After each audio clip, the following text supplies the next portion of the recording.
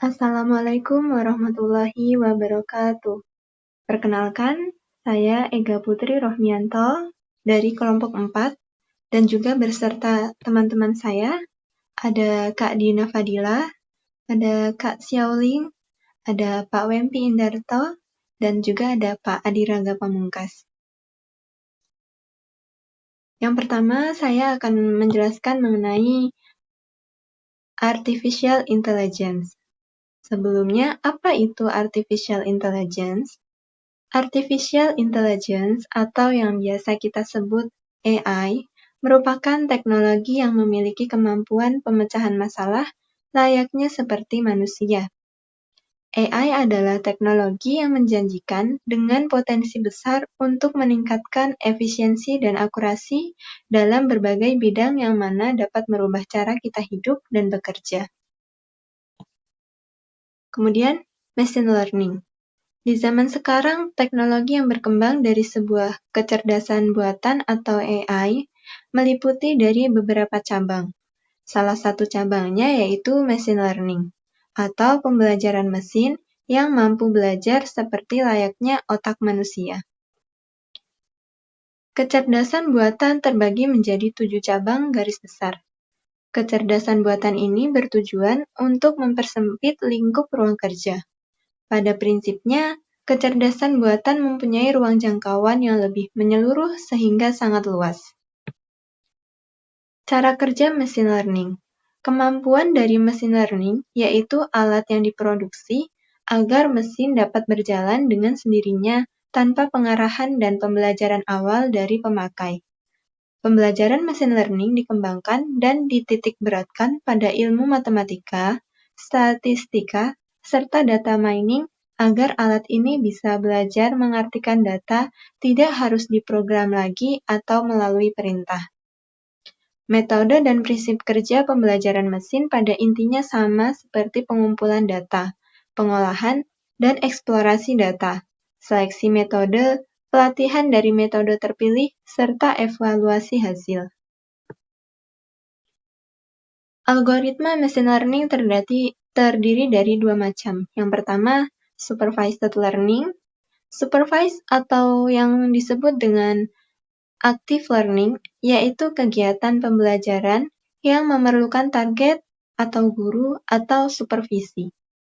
Kemudian, unsupervised learning atau self-organized learning tidak memerlukan supervisi guna menguasai proses belajar.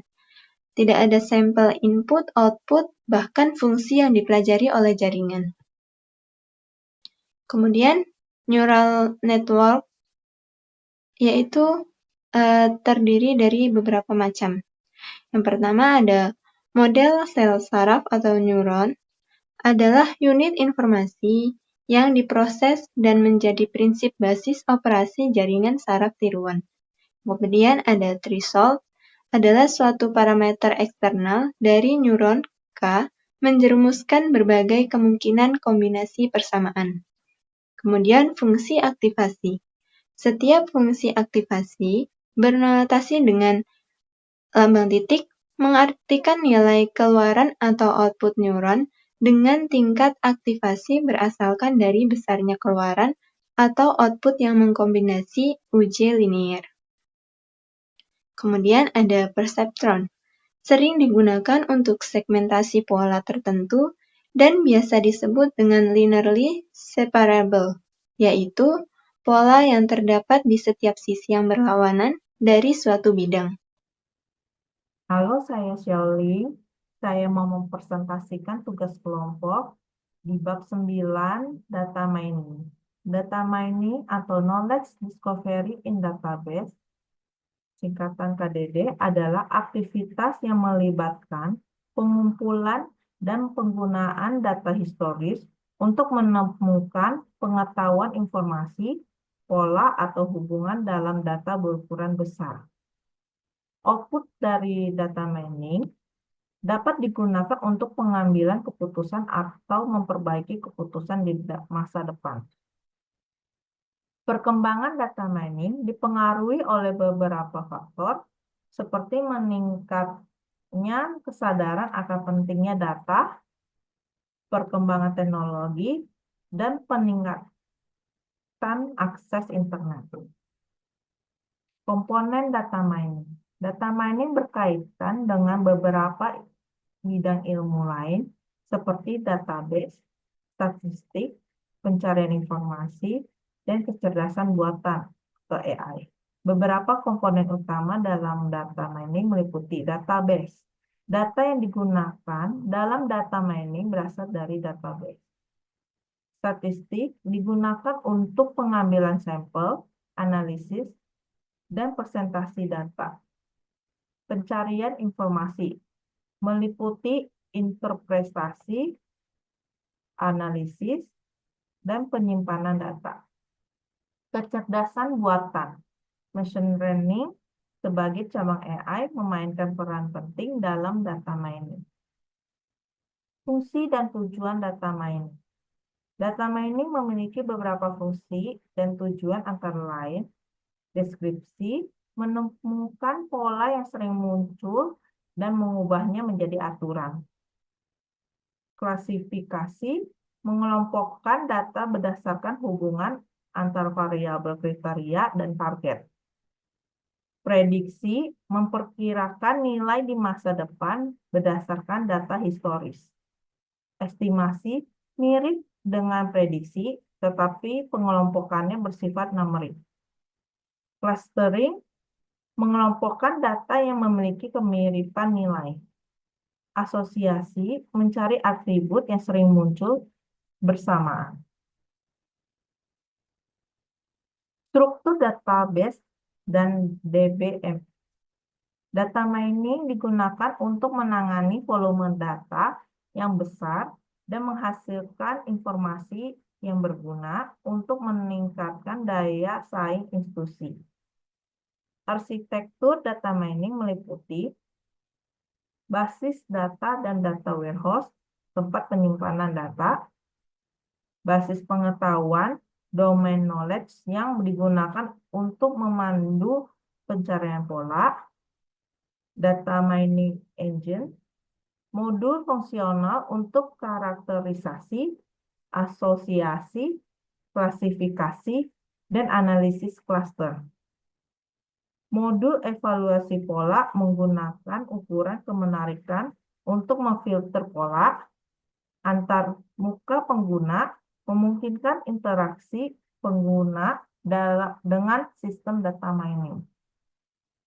Knowledge Discovery in Database atau singkatannya KDD. KDD adalah proses penemuan pengetahuan dalam database yang melibatkan ekstraksi, pola, dan informasi dari data besar. Tahapan KDD meliputi data, persiapan data yang terpisah dari data operasional, selection, pemilihan data yang relevan, pre-processing atau cleaning, pembersihan data dari duplikasi dan inkonsistensi, transformation, mengubah data sesuai dengan algoritma yang digunakan. Data mining, proses pengalian pengetahuan menggunakan algoritma tertentu. Interpretation, evaluation, presentasi pengetahuan dalam bentuk yang mudah dimengerti. Knowledge, implementasi pengetahuan yang dihasilkan. Algoritma klasifikasi. Klasifikasi adalah proses pengelompokan objek berdasarkan properti yang sama. Beberapa algoritma klasifikasi yang umum digunakan adalah algoritma ID3, membangun pohon putusan berdasarkan nilai entropi dan gen. Algoritma C4.5, pengembangan dari ID3 yang mampu menangani nilai atribut kontinu dan menggunakan gain ratio untuk pembentukan pohon keputusan. Contoh penerapan algoritma ID3 dan C4.5 dalam pengajuan kredit melibatkan perhitungan entropi dan gain untuk menentukan keputusan layak atau tidaknya pengajuan kredit berdasarkan atribut seperti penghasilan, pekerjaan, dan hubungan sosial. Pohon keputusan dibentuk berdasarkan nilai gain tertinggi dan aturan keputusan dihasilkan dari pohon tersebut. Kesimpulannya, data mining adalah proses penting dalam pengelola data besar untuk menghasilkan pengetahuan data yang berguna dengan berbagai algoritma dan teknik. Data mining dapat digunakan untuk klasifikasi, prediksi, clustering, dan asosiasi yang membantu dalam pengambilan keputusan di berbagai bidang. Demikian presentasi bab 9 saya. Terima kasih. Saya Dina Padilla. Di sini saya akan melanjutkan memaparkan bab 10 bisnis intelijensi. Bab 10 bisnis intelijensi, pengertian bisnis intelijensi. Bisnis intelijensi atau BI merupakan suatu pendekatan proses yang berbasis teknologi dengan tujuan sebagai perencanaan dan pengambil keputusan strategis. Bisnis intelijensi atau dikenal pula dengan sebutan intelligent business merupakan teknologi yang berkembang pesat pada dunia bisnis, menggambarkan biaya tambahan untuk memperoleh informasi, memproses hingga informasi tersebut dapat digunakan oleh pengambil keputusan perusahaan. Biaya tambahan tersebut merupakan biaya marketing, biaya promosi, dan biaya teknologi informasi. Sejarah bisnis intelijensi. Bisnis intelijensi atau intelligent business pertama kali disampaikan oleh Richard Miller Depends tahun 1865 pada Encyclopedia of Commercial and Business Anecdotes. Istilah tersebut digunakan sebagai penjelasan seorang bankir, Sir Henry Furniss, dalam melakukan pekerjaan, yaitu dengan menggunakan informasi tentang anggotanya untuk mendapat untung sebelum para pesaingnya. Selanjutnya, bisnis intelijensi dan decision support system. Ini contoh gambarnya. Decision Support System atau DSS dalam bahasa Indonesia sering disebut dengan istilah sistem pendukung keputusan atau SPK. Suatu disiplin ilmu dalam rumpun sistem informasi berfokus dalam mendukung dan meningkatkan pengambilan keputusan manajerial. Bisnis intelijensi merupakan DSS berbasis data yang fokus pada manipulasi data perusahaan dalam jumlah yang besar yang disimpan pada data warehouse atau gudang data. Seperti hanya kategori SPK lainnya, SPK berbasis model, SPK berbasis komunikasi, dan SPK berbasis pengetahuan. Bisnis intelijensi memiliki kekurangan pada dukungan keputusan kognitif, meskipun fungsi analisis pada bisnis intelijensi sangat kuat. Menurut Negas dan Gray 2008, terdapat 5 tahapan kunci proses bisnis intelijensi, yaitu 1. Sumber data, 2. Analisis data, ketiga, kesadaran situasi, keempat, asesmen risiko, kelima, pendukung keputusan. Selanjutnya, arsitektur sistem bisnis intelijensi. Ini contoh gambarnya. Bisnis intelijensi sistem atau BIS terdapat 4 bagian dan sebuah modal manajemen metadata. Bagian-bagian ini saling bekerja sama dengan bagian lainnya guna memudahkan terciptanya sebuah bisnis intelijensi sistem, yaitu mengumpulkan data dari operasi perusahaan, mendokumentasikan dan mengekstrak data dalam data warehouse, dan menggunakan data untuk berbagai keperluan aplikasi analisis bisnis. Selanjutnya, analisis bisnis intelijensi. Fungsi analitik pada bisnis intelijensi merupakan bagian inti dari sistem. Menurut Negas dan Gray 2008, terdapat 8 kategori fungsi analitik bisnis intelijensi, yaitu 1. Laporan produksi atau operasional untuk distribusi laporan massal. 2. Alat query yang memberikan jawaban cepat untuk segala pertanyaan terkait bisnis. Ketiga, alat online analytical processing atau OLAP untuk menjawab pertanyaan bisnis yang lebih mengarah kepada pertanyaan mengapa dibandingkan apa. Keempat, Dashboard sebagai visual user interface yang interaktif. Kelima, Business Activity Reporting atau BAM akan melaporkan data real-time dan memproses aliran informasi. Keenam, permodelan prediktif yang akan menjawab pertanyaan tentang apa yang mungkin terjadi di masa yang akan datang. Ketujuh, memungkinkan end user untuk melayani dirinya sendiri. Dan kedelapan, alat pencarian yang mendukung query dan analisis ad hoc. Selanjutnya, aplikasi bisnis intelijensi. Nah, saat ini sudah banyak pilihan aplikasi bisnis intelijensi yang tersedia di pasaran, seperti SAS Business Intelligence, IBM Cognos Business Intelligence, dan SAP Business Object Business Intelligence. Pertama, SAS Business Intelligence menawarkan berbagai kemampuan SAS analitik termasuk statistik analitik, prediktif, data, dan text mining, peramalan, dan optimasi. Ini contoh gambarnya.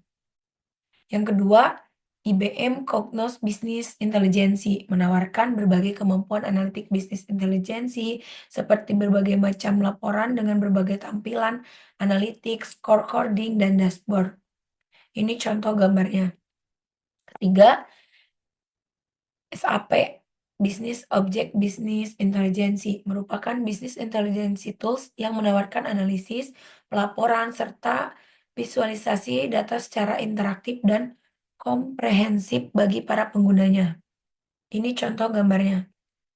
Selanjutnya, Business Intelligence dan Internet of Things. Ini contoh gambarnya. Bisnis intelijensi terdiri dari pemanfaatan bermacam peralatan dan metode yang dapat membantu perusahaan untuk mengumpulkan data dan informasi yang relevan dan valid dari sumber internal dan eksternal. Sedangkan Internet of Things atau LOT merupakan sesuatu yang banyak dimanfaatkan pada proses bisnis intelijensi guna pengambilan keputusan yang strategis dan merancang perencanaan yang lebih efektif. Lot membantu karyawan yang bekerja di perusahaan agar dapat terhubung ke beberapa perangkat yang beroperasi pada jaringan yang sama. Penerapan Lot pada sektor bisnis memberikan keuntungan yang sangat besar dalam bisnis, memberikan keuntungan yang sangat besar dalam pengelolaan dan perencanaan kegiatan perusahaan. Big data dan cloud computing sangat mendukung bisnis intelijensi yang berdampak pada peningkatan kemajuan perusahaan secara signifikan. Kolaborasi Lot dengan cloud computing yang didukung oleh big data sangat mendukung kemajuan bisnis perusahaan yang berdampak besar pada bisnis intelijensi. Dashboard Business Intelligence diciptakan dengan penerapan Lot sebagai alat untuk memonitor jalannya bisnis pada perusahaan.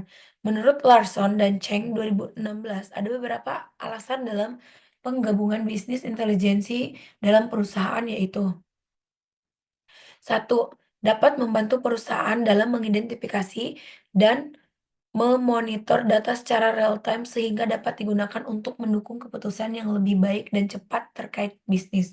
Kedua, penerapan LOT untuk bisnis intelijensi dapat meningkatkan kepekaan perusahaan adanya gejala-gejala yang akan mempengaruhi kemajuan ataupun penurunan bisnis dalam perusahaan. Ketiga, perkembangan terbaru dalam teknologi informasi dapat membantu perusahaan untuk mengumpulkan berbagai macam data yang ada di dunia, terutama pemakaian data dalam bidang e-commerce. Sistem pendukung keputusan sangat diperlukan untuk mengantisipasi adanya kelemahan pada sistem yang berbasis konten. 4. Informasi dan data yang diperoleh. Format data mudah diubah menjadi format data yang dapat dibaca oleh dukungan perangkat pada bisnis intelijensi. Kelima, bisnis intelijensi dapat pula digunakan dalam menganalisa dan memelihara informasi terbaru secara efisien. Keenam, penerapan big data dalam bisnis intelijensi sangat efektif dalam pengumpulan data dan cepat dalam pemrosesan data real time. Salah satu penggunaan big data dalam bisnis intelijensi contohnya pada penerapan konsep e-commerce. Ketujuh, e-commerce dapat pula dikatakan sebagai aktivitas bisnis perusahaan yang mengupayakan adanya transaksi bisnis perusahaan yang berlangsung tanpa henti, baik transaksi antar perusahaan maupun transaksi cara perusahaan dengan individu. Baik, itu saja yang bisa saya dapat sampaikan? Selanjutnya, saya persilahkan. Assalamualaikum warahmatullahi wabarakatuh. Perkenalkan, nama saya Adi Raga Pamungkas dengan nomor induk mahasiswa 24020101028, kelas MJ103. Di sini saya ingin menyelesaikan tugas UAS saya dari pengantar teknologi informasi tugas kelompok. Baik, data science, pengantar data science, karir di bidang data science terus berkembang dan semakin populer beberapa tahun terakhir ini. Data science merupakan area ilmu dan karir yang dibicarakan orang, namun sangat sulit untuk mendefinisikannya secara pasti. Sejatinya, secara sadar atau tidak sadar, sudah banyak manfaat yang kita peroleh dari produk-produk data science yang dihasilkan oleh para data scientist dalam kehidupan kita. Misalnya, saat kita ingin bertransaksi di online shop, lalu memilih produk yang ingin dicari, maka akan tampil juga rekomendasi produk lain yang sejenis untuk pembanding bagi calon pembeli. Yang kedua, bagi yang sering menggunakan Google Maps, saat perjalanan ada warna yang menjadi pilihan rute baik macet atau lancar. Yang ketiga, apa kabar yang viral di dunia maya?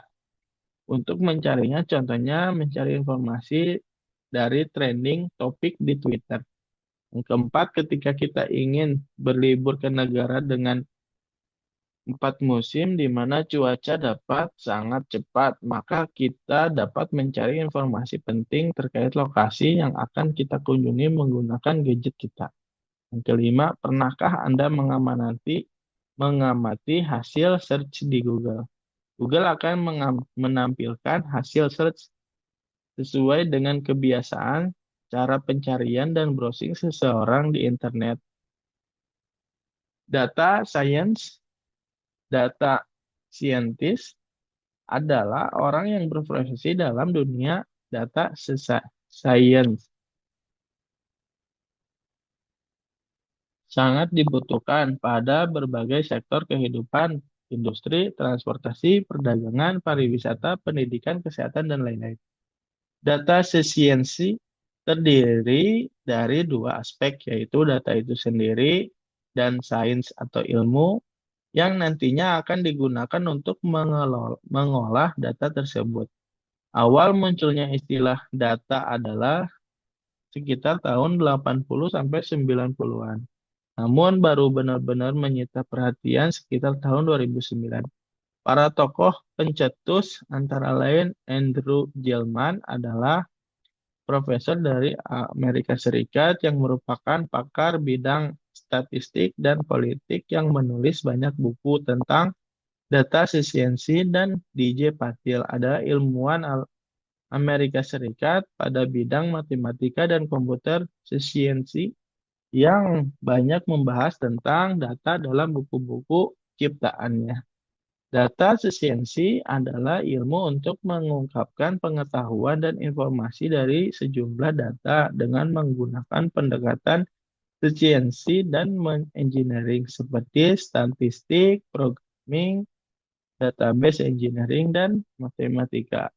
Data science yang secara harfiah dapat diterjemahkan menjadi ilmu data sebenarnya mirip dengan data mining. Yang membedakan adalah bahwa dibandingkan dengan data mining, data science memiliki keberagaman dan sumber data yang lebih jauh banyak. Data science, data lain adalah data science dimulai dengan data yang dapat berupa kumpulan data sederhana yang berasal dari pengamatan data numerik.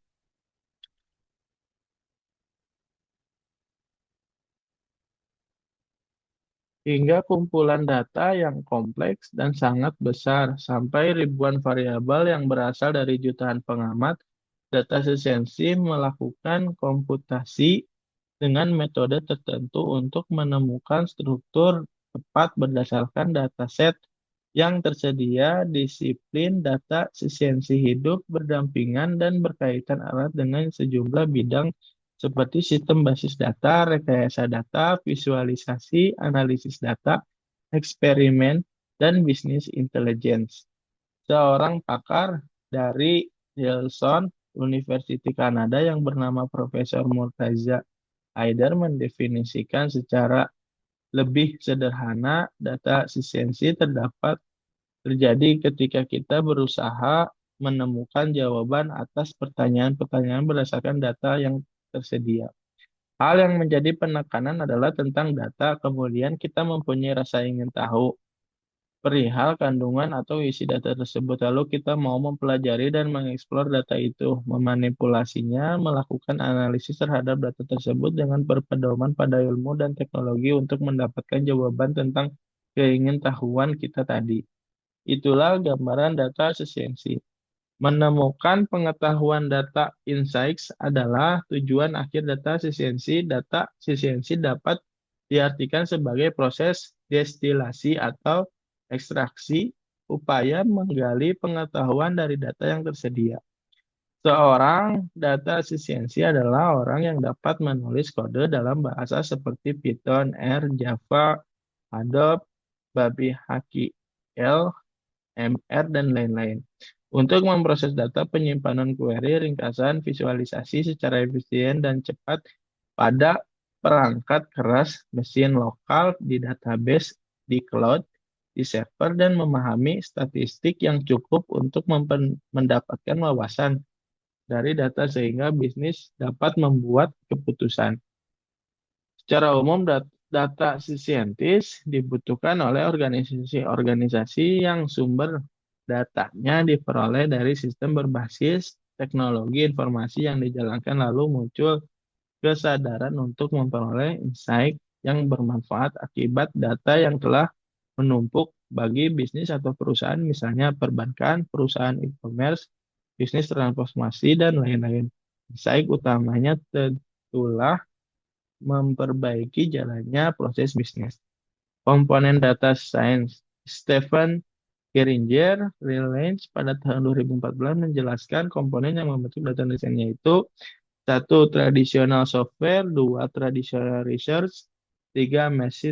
Machine learning. Data science. Tahapan aktivitas data science ketika seorang data scientist bekerja. Salah satunya ialah pendefinisian masalah, pengumpulan data, ketiga, mengeksplorasi dan penyiapan data, keempat, analisis data, yang kelima, storytelling. Model data science untuk mempermudah pembangunan data science, beberapa sumber data yang sudah tersedia bisa antara lain 1. Kaggle, yaitu situs web yang menyediakan sekitar 6.000 dataset berformat SCV untuk kemudahan kebutuhan machine learning dan data science. Yang kedua, ada UCI Machine Learning Repository menyediakan sekitar 400 dataset gratis untuk diunduh secara gratis. Yang ketiga, ada data.gov, pusat data terbuka milik pemerintah AS dengan berbagai kategori seperti pendidikan, pertanian, ekosistem, konsumen, energi, dan sains. Klarifikasi tugas data science. Penjelasan singkat tentang task dan data science. Salah satunya ialah 1. Klarifikasi dan regresi adalah untuk prediksi variabel output dan variabel input yang dihasilkan dari model yang dibangun dari dataset yang diketahui. 2. Ada deep learning, yaitu penerapan artificial neural network dengan level lebih rumit, sophisticated. Banyak digunakan sebagai solusi masalah klarifikasi dan regresi. Yang ketiga, ada clustering, adalah pengelompokan data berdasarkan aset-aset atas aset tersedia menggunakan algoritma pembelajaran yang bersifat unsupervised. Yang keempat ada recommendation engines, yaitu mesin yang dibangun dengan kemampuan memberi rekomendasi bagi user berdasarkan referensi user tersebut. Yang kelima ada anomaly or outlier detection, adalah kemampuan mengidentifikasi titik data di luar dataset yang memiliki sifat berbeda signifikan dengan dataset. Yang keenam ada time series forecasting, merupakan proses prediksi sebuah nilai berdasarkan historis data lampau yang bisa menghasilkan tren atau pola berdasarkan waktu harian, bulanan, mingguan, atau tahunan. Yang ketujuh ada text analysis atau text mining, merupakan teknik mengubah data teks yang tidak terstruktur menjadi informasi bernilai guna dapat ditindaklanjuti. Yang kedelapan ada feature selection, adalah teknik menyeleksi atribut pada sebuah dataset hingga terpilih atribut-atribut terpenting sesuai karakteristik dan objek tertentu. Data efisiensi, kemampuan dasar efisiensi. Sesuai definisinya, maka data scientist wajib memiliki kreativitas dalam membangun dan menemukan solusi yang tepat sesuai permasalahan yang dihadapi.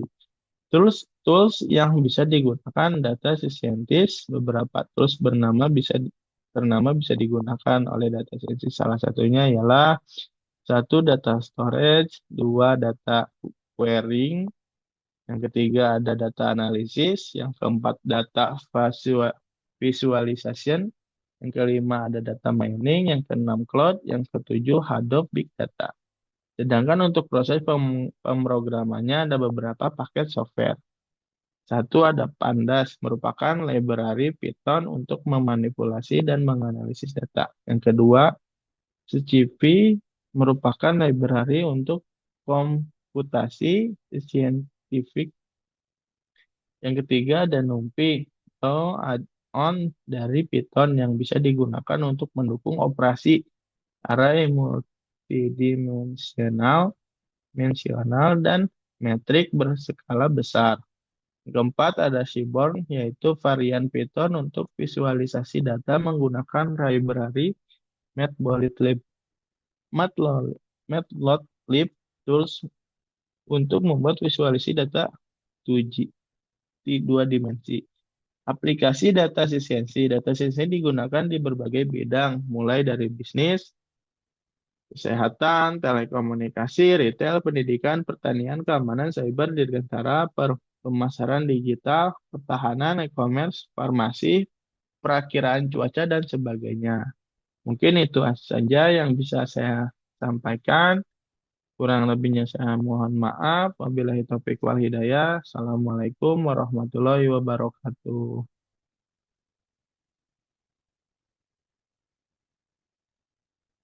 Selamat malam semuanya. Terima kasih. Saya Wim Pindarto dari Universitas Super Cyber Asia.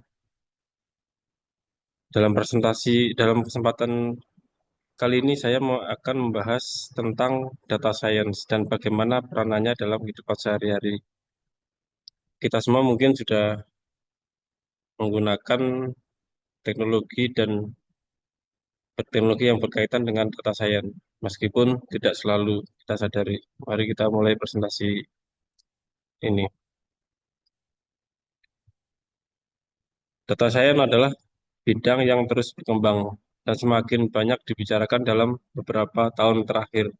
Meskipun demikian, definisi tentang data science sendiri masih cukup sulit untuk dipahami secara pasti karena cakupannya sangat luas. Namun dalam kehidupan sehari-hari kita sudah banyak merasakan manfaat dari produk-produk yang dihasilkan oleh data science. Misalnya, saat berbelanja online, kita sering mendapatkan rekomendasi produk yang relevan, yang berasal dari analisis data yang mendalam. Begitu juga dengan aplikasi seperti Google Maps yang menunjukkan pilihan rute terbaik berdasarkan kondisi lalu lintas yang dianalisis secara real time. Jadi apa itu sebenarnya data science? Secara sederhana, data science adalah ilmu yang menggabungkan teknik dan metode ilmiah secara statistika, pemrograman, matematika, dan rekayasa data untuk mengungkap informasi yang berguna dari data.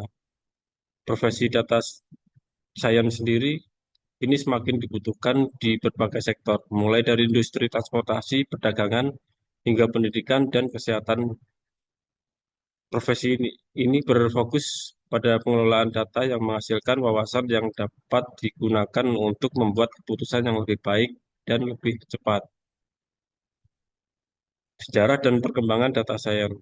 Untuk memahami data science lebih dalam, kita perlu melihat sedikit sejarahnya istilah data science. Pertama kali muncul di tahun 1980-an. Tetapi baru pada sekitar tahun 2009, perhatian terhadap bidang ini meningkat pesat.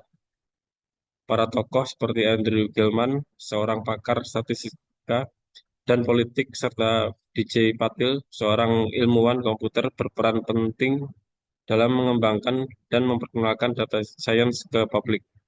Meskipun serupa dengan data mining, data science memiliki cakupan yang lebih luas dan lebih beragam dalam hal jenis data dan teknis analisanya. Komponen data science terdiri dari berbagai komponen yang saling terkait. Beberapa komponen utama dalam data science adalah, yang pertama adalah tradisional software atau alat dan perangkat lunak yang digunakan untuk mengelola dan menganalisa data. Yang kedua adalah traditional research, metode penelitian yang digunakan untuk mengeksplorasi dan memahami data. Yang ketiga adalah machine learning atau teknik untuk memungkinkan komputer belajar dari data tanpa harus diprogram secara eksplisit. Semua komponen ini bekerja bersama dan membantu data scientist mengolah data dan menghasilkan wawasan yang bermanfaat.